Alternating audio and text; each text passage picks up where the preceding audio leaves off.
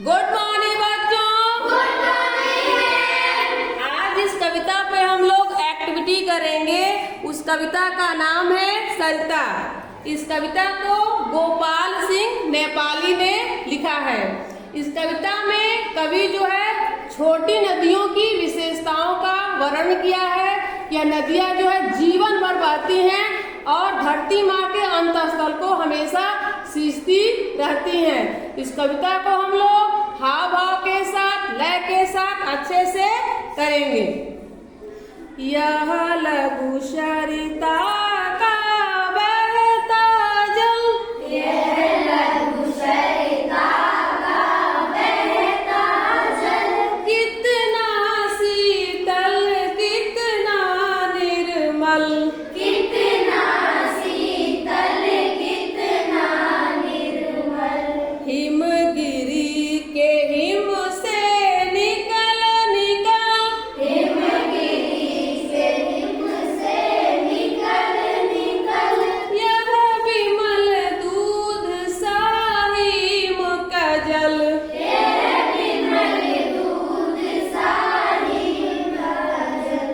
कर निनाद कल कल छल छल छल, कर निनाद चल चल चल चल चल, तन का चंचल मन का विह्वल, तन का चंचल मन का विह्वल।